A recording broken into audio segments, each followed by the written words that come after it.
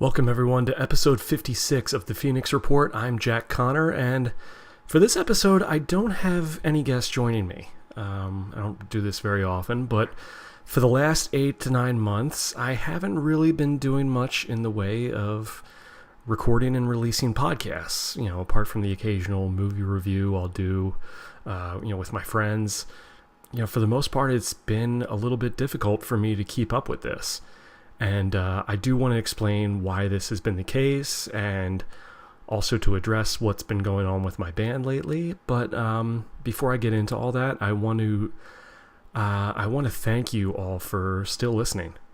I hope that this will be the first of more episodes to come in the near future, and hopefully I can keep bringing on interesting guests and creating some good content. And as always, if you're new to this podcast, if you've never listened before, please feel free to go back through some of the older episodes and check them out if you'd like. I've mentioned this before on some of the more recent episodes. I've kind of hinted at it, but there have been a lot of changes in my life recently, and a lot of that began this past summer. I don't remember exactly when it was, but I do remember my wife, Christina, approaching me about selling our one-story house in order to move into a two-story house. She explained to me that she had scouted out this brand new development that was being built in an area that was, less than 5 minutes away from where we lived.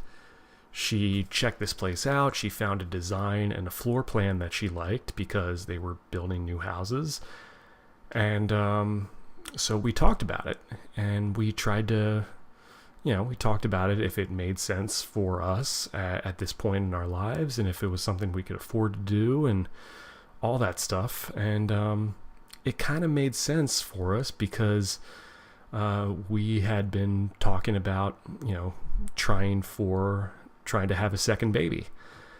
And so it made sense for us to eventually upgrade to a bigger house to accommodate a growing family and to, make sure we have enough space for people to come visit us and all that good stuff. So we ended up selling our old house last September. The plan was originally for us to put our belongings in storage and live in an extended stay hotel until December, when construction on our brand new house would be complete. The problems with that were we found out that the construction on our house ended up being delayed. Apparently, we found out that it would be completed in March and not December as we originally thought. And also, when we were figuring this out, the extended stay that we had moved into was a lot smaller than we imagined it would be, and was not exactly ideal conditions for the two of us plus our 1.5-year-old daughter. Thankfully, we did find a great apartment complex in town that we eagerly moved into after a week into that hotel. Shout out Sonoma Hills Apartments. And it was still, we ended up going with a 1-bedroom apartment, which was still a little bit small, but it was much better than the situation we were in before. And a few months after we moved in, lo and behold, Christina informed me that, just as we had planned, she was pregnant again. So as you can imagine, living in an apartment with my newly pregnant wife, our dog, our 1-year-old daughter, I didn't really have a lot of places that I could record this podcast. So it wasn't exactly a big priority for me at the time. Now, thankfully, we have been in our beautiful brand new house for about 2 months now, I want to say. It's, lots of unpacking, cleaning, maintenance, but so far it's working out pretty well. As I record this, it's May of 2019, by the way, just to give you some context about the time. But besides all the stuff with my house and being about to be a father's second time over, I have a new gig as a host and announcer for Generation Championship Wrestling, which is a new organization started by my friend Jeremy Gomez, who I believe was the last person I interviewed on this podcast. He's been on here a bunch of times when I used to do wrestling, wrestling pay-per-view reviews and all that. So he's a guy I've known for a long time, and working with him in GCW has just been a lot of fun so far, and it's really exciting for me because I'm getting to live my dream of being a part of the professional wrestling business. Even if it's on a small level, I can say that I'm in the wrestling business, and what's really cool is you can actually see me every week on this new streaming network. It's on a website called www.nothingelseon.tv. It's a new streaming service. It's based in the UK, but it features content from all over the world. And I host a weekly TV show that we put on there. It's called GCW Nation, and that's been really cool so far. That's been a really great experience, and I'm having a lot of fun with that. And I'm sure I'll have Jeremy back on, to explain what's been going on with Generation Championship Wrestling and how it's been going so far. And maybe I'll get some of the wrestlers on here. I haven't really had any active pro wrestlers on my show yet, and I'm looking forward to getting them on here and talking to them, and that should be a lot of fun. So as far as now, I don't mean to bury the lead here, and I do want to get to what's been going on with my band of the last 6 years, Vertebreaker. This has been something I've been wanting to address since this past February. I've been thinking a lot about what I wanted to say publicly and how I should say it. And I think the best way to do this is not to point fingers at anyone specifically or try to blame any one person or give one specific reason why I think the other four guys and I ended up splitting. Because there is not just one reason. There are a lot of different reasons. And not only that, I don't think that this podcast is really, I feel, the right platform for me to air out any dirty laundry or name names, which, look, we really don't have a lot of dirty laundry. To tell you the truth, it's not a big dramatic thing. I still consider Ryan, Rod, Greg, and Jarrett to be friends of mine. And I mean this from the bottom of my heart. I have absolutely zero ill will towards them. Admittedly, I'm a little disappointed about how we got here. And look, I'm sure I have as much to blame as anyone, but all things considered, it could have been a lot worse and more dramatic than it actually was. And hopefully you guys understand what happened and what didn't happen, and because I understand what it probably looks like from being on the outside. So I think it was in late 2015, we decided to go into the studio and record a follow-up to our original self-titled EP that we had done the year before. Greg and Jarrett had joined the band after those songs were recorded, so we were eager to record some songs with those guys as a part of the lineup. The songs we chose were songs that we had been playing out a bunch already by that point. So it just made sense to put them on a record and give them the full studio treatment. Our first record was the year before. That was recorded and produced by Brett Hessla in Orlando. He's a pretty famous musician and producer. We were able to track those 4 songs in about a week. But those sessions, they were very long nights and they were very expensive. So Greg was actually the one who recommended the Zone Productions in Melbourne, which is a really nice studio. It's owned and operated by a guy by the name of Mark Brazel.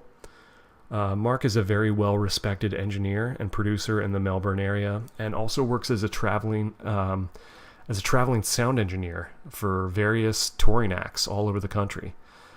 He's really great guy, really great at what he does, and I know Rod and Greg had a history with Mark, and we talked with him about how much it would cost, and the prices ended up being a lot more affordable for us at the time than when we were working with Brett. Plus, we decided to record all the guitar and bass tracks in Greg's home studio. He had a lot of really good equipment for that. So that would save us a little bit of money as well. And it ended up being a longer process since we were sort of taking our time making this record. But we really didn't mind. We were still playing shows and making a little bit of a name for ourselves in Melbourne and in Orlando. Not that we were the biggest name in town or anything, but I felt like we were sort of beginning to pick up steam for a little bit. Now, at some point, I don't remember if it was 2017 or 2018. It might have been even earlier than that, honestly, but we had noticed that there were less and less people regularly attending our shows. And when you're in an unsigned band at the local level, there's a very fine line between being overexposed and underexposed. And we felt that at that time it would make more sense for us not to book as many shows as we had been and sort of concentrate on finishing the record while we're still writing more new songs and figuring out ways to record them as well. And still play an occasional show if we were getting a good offer. And so because we weren't playing out as much, I noticed that we weren't really being asked to play out as much. The show offers started to come in a little bit less. And the production on the record, we managed to get pretty far in it, but at a certain point it just started to slow down. We were still pretty active. We were utilizing some of Greg's equipment at his house to do some really cool live streaming videos across our social media, and that was starting to pick up some steam as well. I really have to hand it to Greg for all the work he did with that. He is he's such a brilliant guy when it comes to utilizing technology and incorporating that with making videos and music, and Rod is really great at that as well. He could edit and do all kinds of stuff. And I've always maintained that even in today's day and age of social media and home recording and viral marketing and all that stuff, which is all great, but I still think it's very important for live music to be performed in front of actual crowds of people. And when you're a band at our level, it can be a very unpredictable and sometimes a frustrating environment. And I definitely understand why you would be burned out from doing something like that. There are a lot of great musicians out there who don't really get much out of playing live, especially in the club level, because it could be one of several things. Either you get on a bad show, or there's a bad turnout, or maybe you're frustrated with how things sound in the room, or any number of things, or maybe you're not getting paid, or whatever the decision was. And some guys are more tolerant and patient than others, and I totally understand that. I mean, it's something that I really enjoy doing, but I guess my problem is I assume that everyone enjoys doing that as much as I do, and not everybody does. And but when you have people in the band who admit that they don't really want to play live shows anymore, then we need to make a decision. Either we continue the band and continue to write and record together, and just kind of do that, and just kind of do it, for the fun of it, and record and put stuff out online and just kind of do that and not really play out, which, I mean, look, that's better than nothing. Wasn't necessarily what I had in mind. Wasn't really what I signed up for, to be honest, if I'm being honest with myself. But you could go that way, or you continue the band with someone new, whether that's a permanent fill-in person or whatever. that was kind of what I was thinking of. It's not that I didn't want these guys to be in the band, but I wanted to keep playing live, and I felt that it was a good idea. And sure enough, one by one, the guys in the band ended up leaving, and it all kind of happened within the span of a week, and that was what happened this past February. So now I'm the last one left. And, truthfully, I never thought I would be in this situation. I think just at the end of the day, it was just a difference in attitude and motivation among each other, as well as sort of goals for what we thought this band could be or should be. And, from my perspective, I felt like our band really had a lot of potential. And for a while there, I felt like we were gaining a little bit of momentum. Our first record got plenty of airplay on Orlando's rock station, WJRR, on Sunday nights, where they would highlight local artists. They called it Native Noise, and we had gotten, played quite a bit over the years. And we had gotten the chance to open for a few bigger bands that would come through town, like Saving Abel, or Saliva, or Jason Todd, who's the original guitar player for Shinedown. And most notably, our biggest show to date, the biggest show I've ever played with any band I've been in, was when we got personally asked by WJRR to open for Steel Panther at the Plaza in Orlando. It was in front of about 200 to 300 people in November of 2017. And that went really well. Like, in my mind, the band was working. People around town had started to know our name a little bit. It wasn't a hack thing, And I really feel like, I really did feel like, had we kept that momentum going, we could have had a good shot at playing places like the House of Blues, or maybe even like big festivals that came through Orlando, like Kink Fest or Earth Day Birthday.